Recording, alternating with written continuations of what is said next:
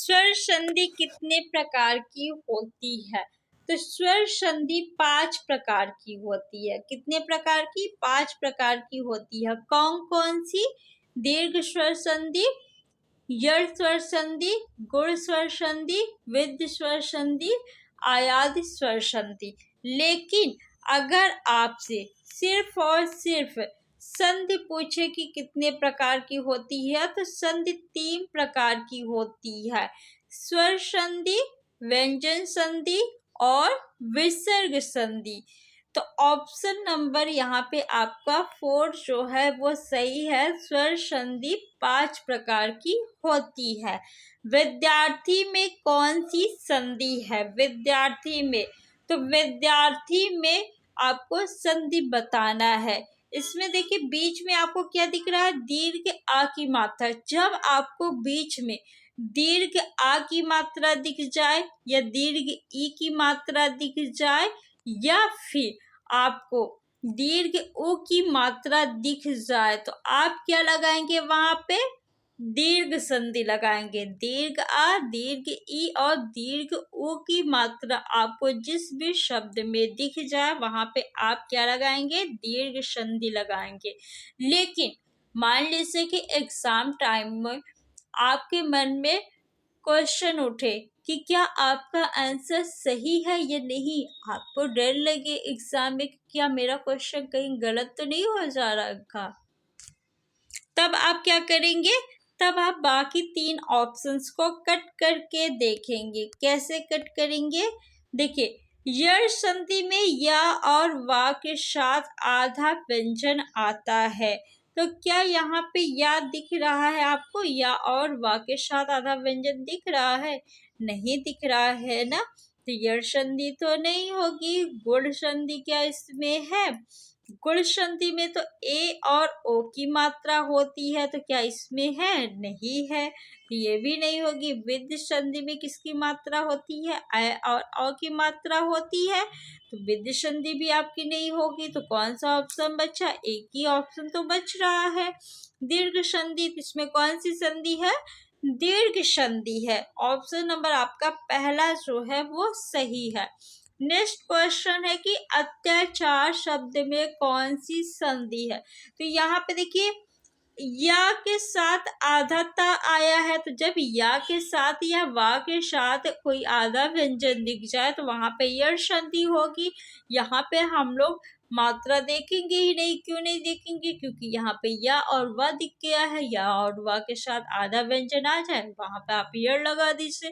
अब आप कहेंगे कि मुझे याद कैसे रहेगा कि या और वा के साथ आधा व्यंजन दिखेगा तो हम यड़ लगाएंगे। तो ये नाम से ही याद हो जाएगा संधि के। देखिए या यड़ संधि या से स्टार्ट हो रहा है ना, तो या और वा के साथ आधा व्यंजन दिखे यड़ संधि लगा दीजिए आंख बंद करके। यही आपका उत्तर सही होगा। नयन शब्द में कौन सी संधि है? अब आप कहेंगे इसमें तो कोई मात्रा ही नहीं लगी है, तो हम कौन सी संधि लगाएंगे? देखिए जब कोई मात्रा ही नहीं है तो आपकी दीर्घ संधि भी कट गई, यड़ संधि भी कट गई, गुण संधि भी कट गई। बच्चा एक ही ऑप्शन आपका आयाद संधि।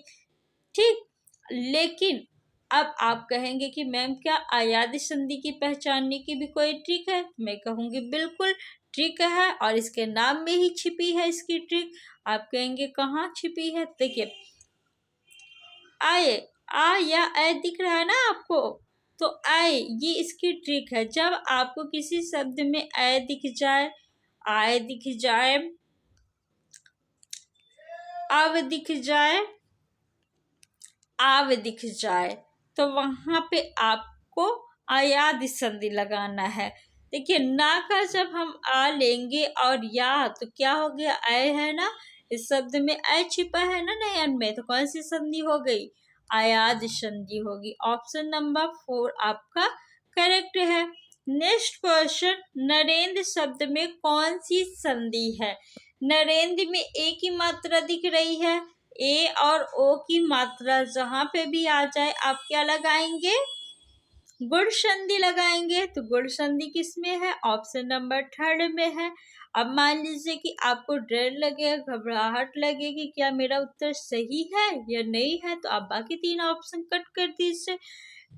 दीर्घ आ और दीर्घ ई ऊ की मात्रा हो तो दीर्घ संधि होती है, लेकिन क्या इसमें है? नहीं है, तो कट गया। यड़ संधि में या और वा के साथ आधा व्यंजन आना चाहिए, आधा अक्षर आना चाहिए। क्या आधा अक्षर है? नहीं है, तो ये भी कट गया।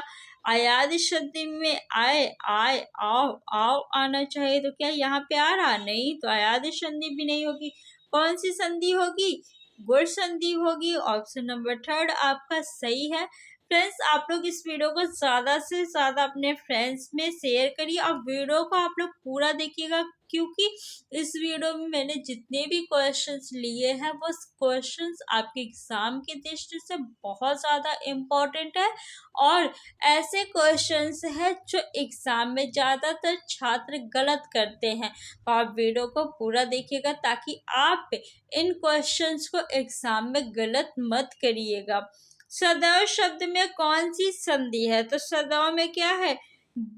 ए की मात्रा है ना, तो जब ए और अ की मात्रा आ जाए तो कौन सी संधि होगी? वेद्य संधि होगी। कौन सी संधि? वेद्य संधि।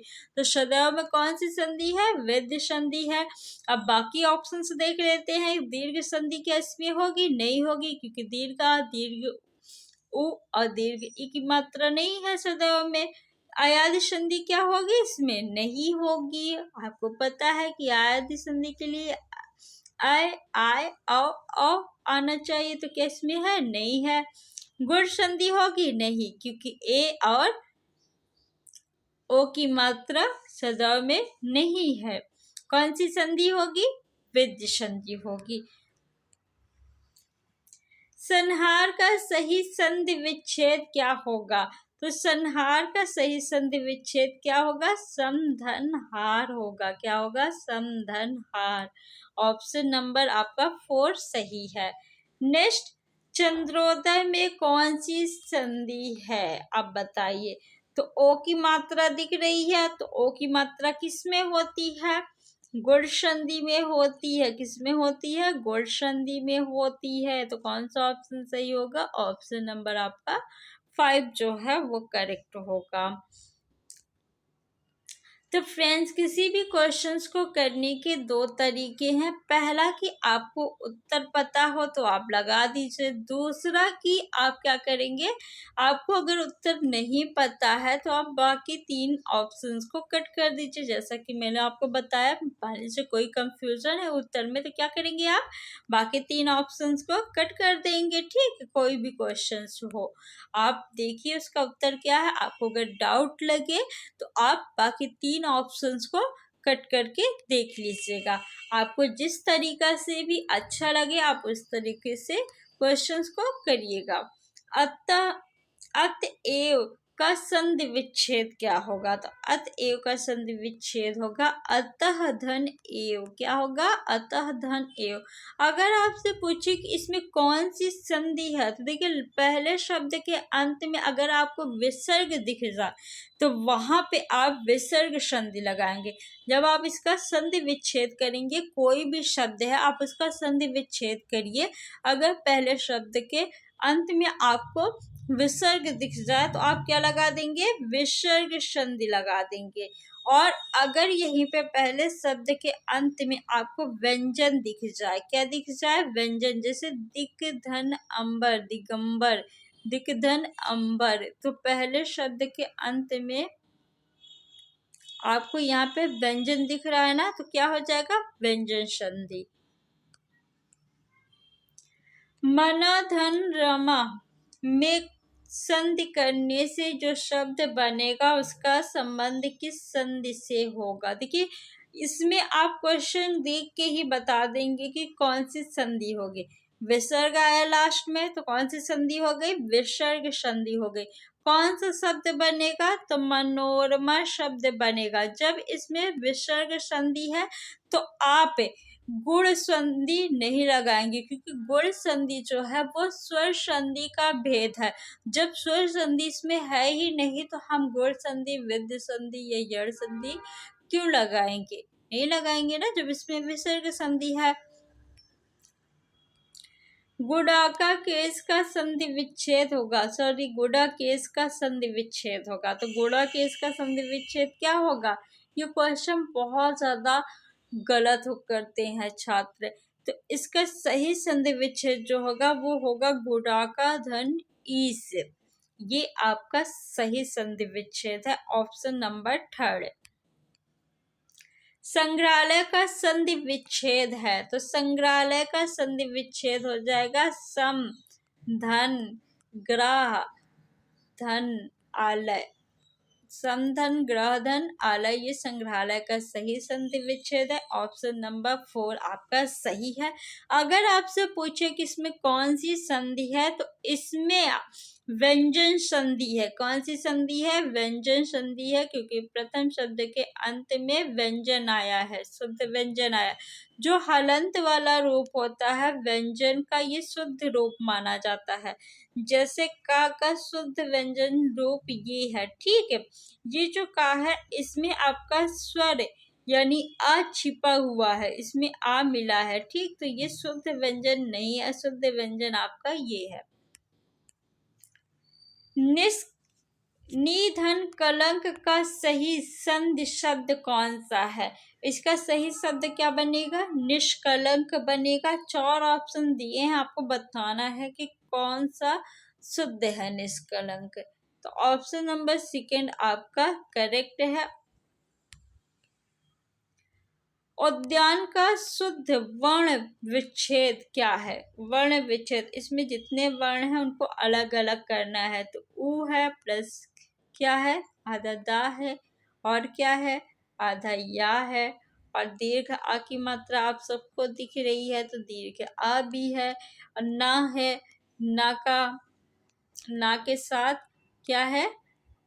हश्व आ भी तो है, तभी तो ये पूर्ण बना है। तो ऑप्शन नंबर आपका कौन सा सही है? 3 सही है। मनोबल में कौन सी संधि है? अब ओ की मात्रा देख के अगर आप गुण लगा रहे हैं तो ऑप्शन में तो गुण संधि है ही नहीं, और इसका संधि विच्छेद क्या हो जाएगा? मना धन बल। इसमें तो स्वर संधि ही नहीं है। जब स्वर संधि नहीं है तो इसमें गुण संधि हम क्यों लगाएंगे? गुण संधि तो स्वर संधि का उदाहरण है, तो गुण संधि नहीं लगाएंगे। कौन सी संधि लगाएंगे? विसर्ग दिख रहा है ना, तो विसर्ग संधि लगाएंगे। ऑप्शन नंबर आपका 4 जो है वो बिल्कुल करेक्ट है। दिग्भ्रम उदाहरण है, किसका उदाहरण है? इसका संधि विच्छेद क्या होगा? दिक धन भ्रम, दिक धन भ्रम। तो क्या हो जाएगा? पहले शब्द के अंत में व्यंजन आया तो व्यंजन संधि हो जाएगी। दो समीपवर्ती वर्णों के मेल से जो विकार या परिवर्तन होता है वह क्या कहलाता है? तो वर्णों के मेल से जो विकार या परिवर्तन होता है उससे संधि कहते हैं। क्या कहेंगे? संधि। संधि का शाब्दिक अर्थ होता है मेल। मेल तो किसका मेल? वर्णों का मेल। किसका मेल होगा? वर्णों का मेल। इस तरह आप याद रखिए, संधि का शाब्दिक अर्थ होता है मेल। अगर मेल की बात आ रही तो किसका मेल होगा? वर्णों का मेल होगा। समास में शब्दों का मेल होता है, ठीक। समास में अगर पूछा जाएगा तो शब्दों का मेल। समास का शाब्दिक अर्थ होता है संक्षेप। क्या होता है? संक्षेप, यानी 2 या 2 से अधिक शब्दों को संक्षेप में एक शब्द में लिखना समास कहलाता है। तो समास में शब्दों का मेल होगा और संधि में वर्णों का मेल होगा। उल्लास शब्द का सही संधि विच्छेद होगा, क्या होगा? उल्लास शब्द का सही संधि विच्छेद होता है उत्धन लाश। उत्धन लाश। ऑप्शन नंबर आपका फर्स्ट जो है वो सही है। निम्नलिखित में से विद स्वर संधि कौन सी है? आपको बताना है। देखिए, स्वर संधि पूछा जा रहा है तो बताना है ना। क्या बताना है? अ और अ की मात्रा आपको देखना है, जिस शब्द में है उसी शब्द में विद स्वर संधि हो जाएगी। तो क्या पृथ्वी इसमें है? नहीं। इसमें कौन सी संधि है? यड़ संधि है, क्योंकि वा के साथ आधा आया। तो ऑप्शन नंबर फर्स्ट आपका कट गया। विद्यार्थी में कौन सी संधि है? दीर्घ संधि है। महेंद्र में एक की मात्रा आई है तो क्या हो जाएगी, गुण संधि हो जाएगी, तो ये भी कट गया। महौषध में देखिए औ की मात्रा आई है ना महौषध में, तो महौषध में कौन सी संधि है, विद्ध स्वर संधि है। ऑप्शन नंबर आपका 4 जो है वो सही हो गया। व्यवहार का सही संधि विच्छेद है। इस क्वेश्चन को काफी ज्यादा छात्र एग्जाम में गलत कर देते हैं, तो जो अभी तक वीडियो को देख रहे हैं उनका अब ये क्वेश्चन कभी गलत नहीं होगा। व्यवहार का क्या होगा संधि विच्छेद, वी होगा, वी धन अवधन हार, क्या होगा, वेदन अवधन हार। ऑप्शन नंबर आपका फर्स्ट जो है वो सही है, ऑप्शन नंबर फर्स्ट। ये क्वेश्चन लास्ट क्वेश्चन है आज की इस वीडियो का और बहुत ज्यादा इम्पोर्टेंट भी है। निम्नलिखित में से एक कथन गलत है, यानी जो गलत है वही आपका उत्तर होगा। दो वर्णों के मेल से होने वाले विकार को संधि कहते हैं, तो ये तो सही है, तो ये आपका उत्तर नहीं होगा। दो स्वरों के मेल से उत्पन्न विकार को स्वर संधि कहते हैं, हाँ ये भी बिल्कुल सही है, तो ये भी आपका उत्तर नहीं होगा। व्यंजन से स्वर अथवा व्यंजन के मेल से उत्पन्न विकार को व्यंजन संधि कहते हैं, हाँ ये भी सही है, तो ये भी आपका उत्तर नहीं होगा। विसर्ग के साथ विसर्ग के मेल से उत्पन्न विकार को विसर्ग संधि कहते हैं, नहीं ये गलत है। विसर्ग के साथ स्वर अथवा व्यंजन के मेल को, किसको, स्वर अथवा व्यंजन के मेल को हम लोग, मेल से जो विकार उत्पन्न होता है उससे विसर्ग संधि कहते हैं। तो ऑप्शन नंबर 4 आपका गलत है और आपसे गलत वाला पूछा गया था, तो ऑप्शन नंबर 4 आपका उत्तर हो जाएगा। फ्रेंड्स, आपको वीडियो कैसा लगा हमें कमेंट बॉक्स में ज़रूर कमेंट करके बताइएगा। अगर आप हमें कोई सुझाव देना चाहते हैं तो वो भी आप कमेंट बॉक्स में कमेंट करके बताइएगा। नेक्स्ट मैं किस टॉपिक पे वीडियो बनाऊं आप लोग ये भी बता सकते हैं।